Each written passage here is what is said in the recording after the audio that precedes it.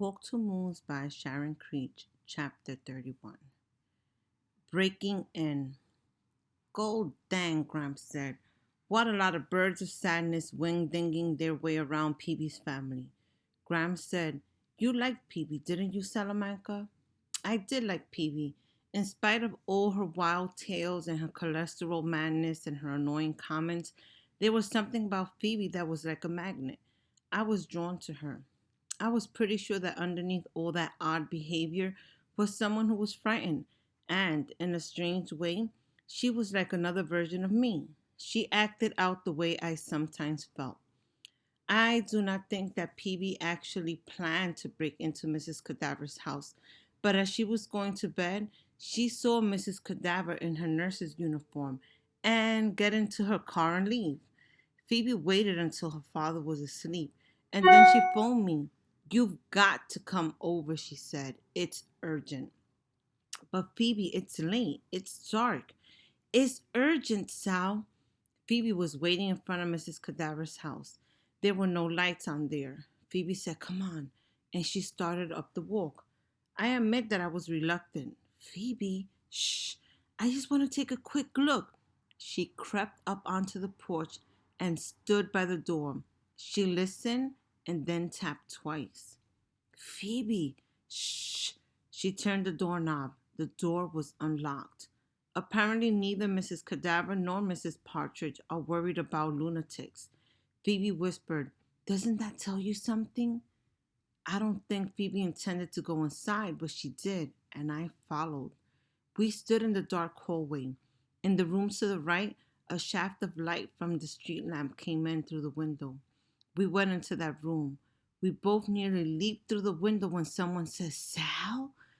I started backing toward the door. It's a ghost, Phoebe said. Come here, the voice said. As my eyes adjusted to the dim light, I could see someone huddled in a chair in the far corner. When I saw the cane, I was relieved. Mrs. Partridge? Come over here, she said. Who's that with you? Is that Phoebe? Phoebe said, Yes. Her voice was high and quivery. I was just sitting here reading, Mrs. Partridge said. Isn't it awfully dark in here? I said. I tripped over a table as I made my way toward her. Mrs. Partridge laughed her wicked laugh. It's always dark in here. I don't need lights, but you could turn some on if you want to. As I stumbled around looking for a lamp, Phoebe stood frozen near the doorway. There, I said, that's much better. Mrs. Partridge was sitting in a big, overstuffed chair. She was wearing a purple bathrobe and pink slippers with floppy bunny ears at the toes. On her lap was a book, her fingers resting on the page. Is it Braille? I asked. May I see? I waved at Phoebe to come into the room. I was afraid she was going to run and leave me. Mrs. Partridge handed me the book, and I slid my fingers over the raised bumps. I closed my eyes. It must be difficult to read in this manner because your fingers have to work like eyes to see the shape of the dots. How did you know it was us? I asked. I just knew, she said. Your shoes make a particular sound and you have a particular smell. What's the name of this book? What's it about? Mrs. Partridge said, Murder at Midnight. It's a mystery. Phoebe said, and looked around the room. Each time I went into the house, I noticed new things. It was a scary place. The walls were lined with shelves crammed with old, musty books. The room looked like some sort of museum filled with strange objects. On the floor were three rugs with dark, swirly patterns of wild beasts and forests. Two chairs were covered in similar ghastly designs. A sofa was draped in a bearskin. On the wall behind the counts were two thumpingly grim African masks. The mouths on the masks were wide open, as if in the midst of a scream. Everywhere you looked, there was something startling. A stuffed squirrel, a kite in the shape of a dragon, a wooden cow with a spear piercing its side. Goodness, Phoebe said. What a lot of unusual things. Feel free to look around, Miss Partridge said. Phoebe knelt to examine a spot on the floor. What's the matter? Mrs. Partridge said. Phoebe jumped up. Nothing, nothing whatsoever. Did I drop something on the floor? Mrs. Partridge asked. No, nothing whatsoever on the floor, Phoebe said. Leaning against the back of the sofa was an enormous sword. Phoebe examined the blade. Careful you don't cut yourself, Mrs. Partridge said. Phoebe stepped back. Even I found this unsettling, that Mrs. Partridge could see what Phoebe was doing, even though she couldn't actually see her. Mrs. Partridge said, Isn't this a grandful room? Grandful? Phoebe said. Yes, grandful, and a little peculiable, too, I suppose, Mrs. Partridge said. Peculiable? Phoebe said. Phoebe and I have to be going. We backed toward the door. By the way, Mrs. Partridge said as we reached the doorway, what was it you wanted? Phoebe looked at me and I looked at Phoebe. We were just passing by, I said, and we thought we would see how you were doing.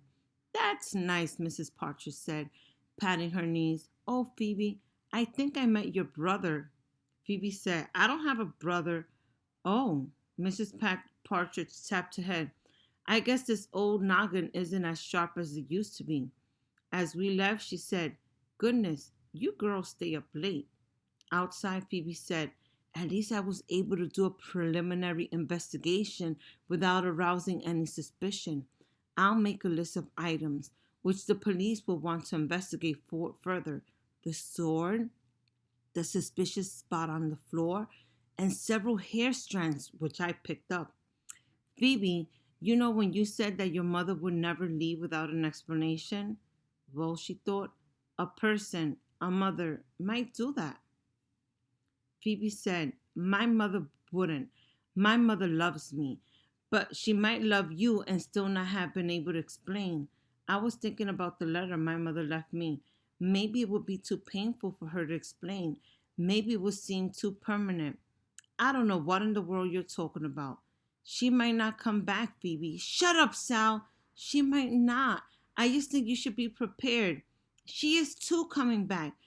You don't know what you're talking about. You're being horrid. Phoebe ran into the house. When I got home and had crept up to my room, I remember what my father had said to me that one night. She's not coming back. He said it straight out like that. I said, She is too. He said, No, she isn't. And we argued back and forth. I was just like Phoebe. I didn't want to believe it. On the day before, Phoebe had shown me some things in her room that reminded her of her mother. A handmade birthday card, a photograph of Phoebe and her mother, and a bar of lavender soap. When Phoebe pulled the blouse out of the closet, she said she could see her mother standing at the ironing board, smoothing the blouse with her hand. My mother once said that she thought she was the only person in the world who actually enjoys ironing, Phoebe said. The wall opposite Phoebe's bed was painted violet. She said, My mother painted it last summer while I painted the trim at the bottom. And I knew exactly what Phoebe was doing and exactly why. I had done the same things when my mother left. My father was right. My mother did haunt our house in Bybanks and the fields and the barn. She was everywhere. You couldn't look at a single thing without being reminded of her. When we moved to Euclid, one of the first things I did was to unpack gifts my mother had given me. On the wall, I tacked the poster of the red hen, which my mother had given me for my 5th birthday, and the drawing of the barn she had given me for my last birthday. On my desk were pictures of her and cards from her. On the bookshelf, the wooden animals and books were presents from her. Sometimes I would walk around the room and look at each of these things and try to remember exactly the day she had given them to me. I tried to picture what the weather was like and what room we were in and what she was wearing and what precisely she had said. This was not a game. It was a necessary, crucial thing to do. If I did not have these things and remember these occasions, then she might disappear forever. She might never have been. In my bureau were 3 things of hers, which I had taken from her closet after she left: a red fringed shawl, a blue sweater, and a yellow flower cotton dress, which was always my favorite. These things had her smell on them. Once, before she left, my mother said that if you visualize something happening, you can make it happen. For example, if you're about to run a race, you visualize yourself running the race and crossing the finish line first, and presto, when the time comes, it really happens. The only thing I did not understand was what if everyone visualized himself winning the race? Still, when she left, this is what I did. I visualized her reaching for the phone. Then I visualized her dialing the phone. I visualized our phone number clicking through the wires. I visualized the phone ringing. It did not ring. I visualized her riding the bus back to Bybanks. I visualized her walking up the driveway. I visualized her opening the door. It did not happen. While I was thinking about while I was thinking about all of these that night after Phoebe and I crept into Miss Cadaver's house, I also thought about Ben. I had the sudden urge to run over to the Finneys and ask him where his own mother was, but it was too late. The Finneys would be asleep. Instead, I lay there thinking of the poem about the traveler, and I could see the tide rising and falling, and those horrid little white hands snatching the traveler. How could it be normal, that traveler dying? And how could such a thing be normal and terrible both at the same time? I stayed awake the whole night. I knew that if I closed my eyes, I could see the tide and the white hands. I thought about Mr. Winterbottom crying. That was the saddest thing. It was sadder than seeing my own father cry, because my father is the sort of person you expect might cry if he was terribly upset. But I had never ever expected Mr. Winterbottom, stiff Mr. Winterbottom, to cry. It was the first time I realized that he actually cared about Mrs. Winterbottom. As soon as it was daylight, I phoned Phoebe. Phoebe, we've got to find her. That's what I've been telling you, she said.